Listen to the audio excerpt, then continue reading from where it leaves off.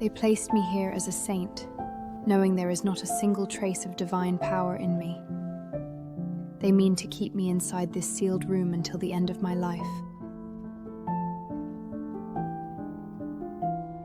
A veil over my face, empty prayers at appointed hours, my head bowed whenever they demand it. They call it devotion. I call it a cage. I cannot breathe here. If someone were to open that door tonight, whether they came as salvation or ruin, I would take their hand.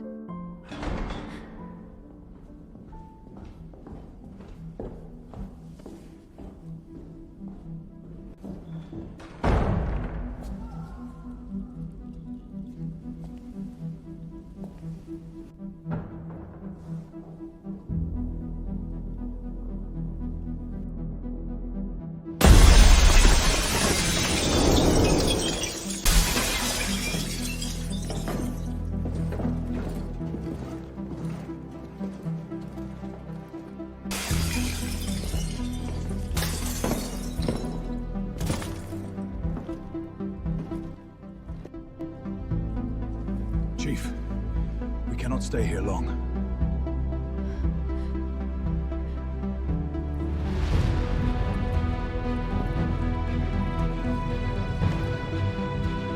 Be silent, Saint. If you call for the guards or raise your voice, you will not leave this room alive. I understand. I will not resist. Please, lower the blade just a little. Salvation has come with a blade at my throat. Crude, terrifying, and still. This is the first open door I have ever been given. The capital has sealed every road to the north. Grain, salt, medicine, everything has been cut off. You are the one hostage they cannot afford to ignore. Then the negotiation only works if I remain alive. In that case, my duty is clear. To avoid dying needlessly. At least you understand quickly. Walk while you still can. Why did you stop? If it is an excuse, make it brief.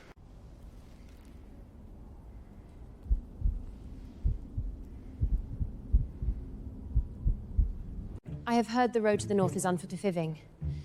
Yet these are ceremonial slippers meant for polished floors, not frozen roads. If you drag me out like this, my feet may fail before we even leave the temple grounds.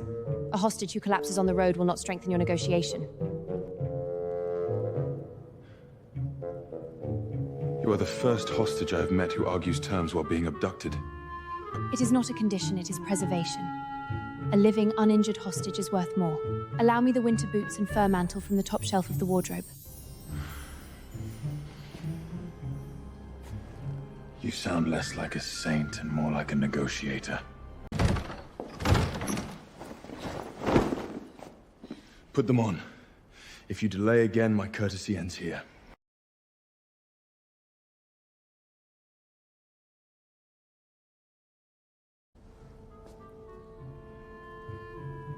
Thank you. You are far more reasonable than your reputation suggests, Chief. Save your gratitude until you reach the north alive. Chief, the temple guards are closing in. Go down first. I will cover the rear. The temple gave me nothing but a borrowed name. Tonight, I will leave this prison in the hands of the monster they taught me to fear.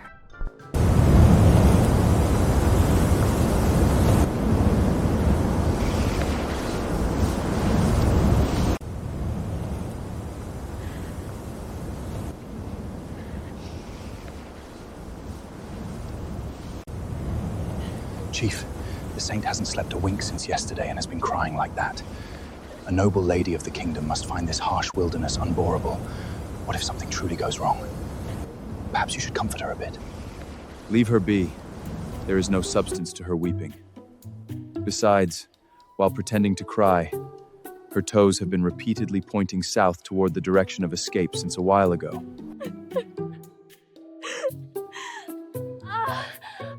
Oh, my stomach, it hurts so much. I must have gotten sick from the cold wind and the shock of being abducted. I will step into the bushes over there for just a moment. Since you are honorable warriors of the north, you must absolutely not look or follow me. Understand?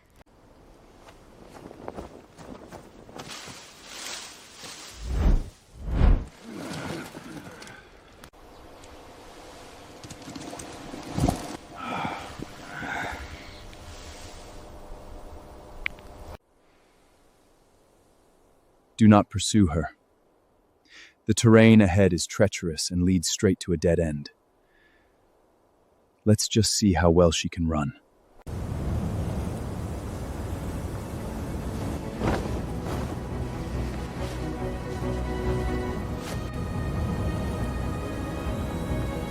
The trees are my only allies now. I must survive. They keep the world away, and in this quiet, I can think. Did you think I would submissively walk into your wolf's den? I hate the temple, but I hate being your hostage even more. If I run straight south from here, I will hit a village of the kingdom. I am finally free.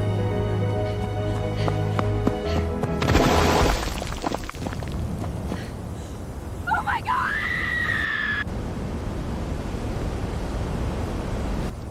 This makes no sense.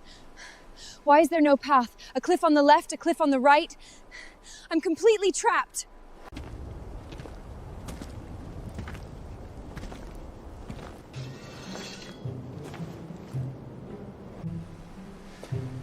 I told you, it's a dead end, clever saint.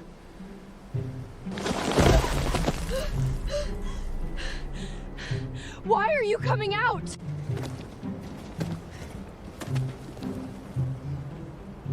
You're quite a good runner. Faster than a wild boar. For a temple doll, your leg muscles are remarkably well developed. Now, herbalist saint, shall we head back to our camp? Head back? Escape? Chief, what kind of ridiculous misunderstanding is this? I am so hurt. You just sprinted all the way to the edge of this cliff until you're completely out of breath. And now you're denying it. Oh my, it really is a misunderstanding. As you can see, the forest is too dense. Just as I turned around after finishing my business, a massive field mouse suddenly brushed past my ankle. Do you know how terrified I am of mice? I was so scared that I ran blindly while screaming, and that's how I ended up here. Is that so? For someone who got lost fleeing a mouse, you retied the laces of the silk boots I gave you into a very tight, sturdy X shape, perfect for sprinting. And you tied your skirt round your waist just for running?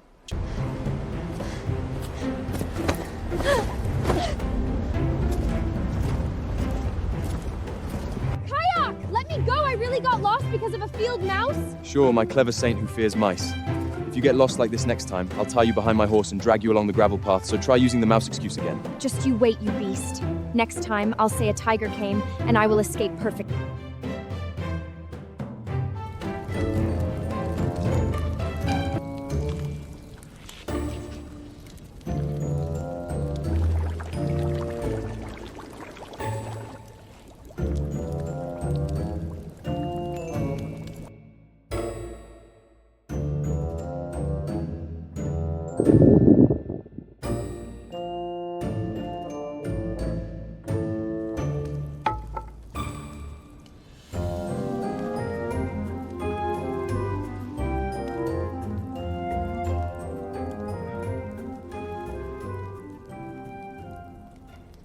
Chief, the sound from the saint's stomach is louder than our horse's nose.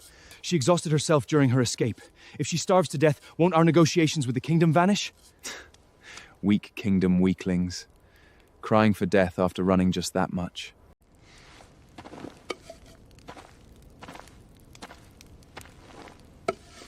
Hey, hostage. Starving to death only makes things troublesome for me, so eat this. My God, this meat smell is insane. Just smelling it is making me faint. Am I truly allowed to eat this food given by my kidnapper? You didn't poison it to kill me, right?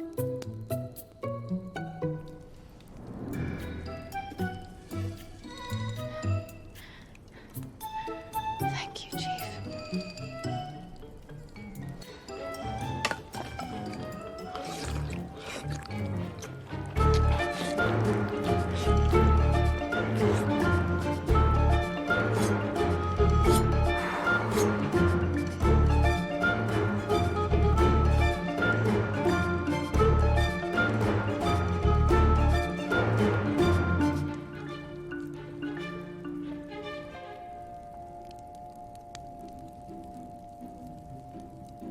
You. Did you just drink all of that without even chewing? The northern stew is remarkably savory and rich. I suppose it's because my digestion is working so well after that hard run. By any chance, is there one more bowl? It didn't even scratch the surface yet.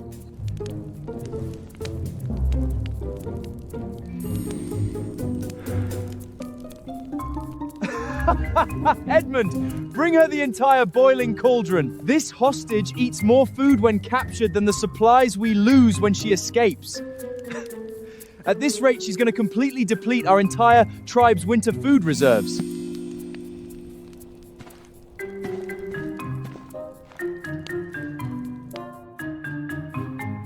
The temple always gave me nothing but tasteless rye bread, but this place is an absolute culinary paradise.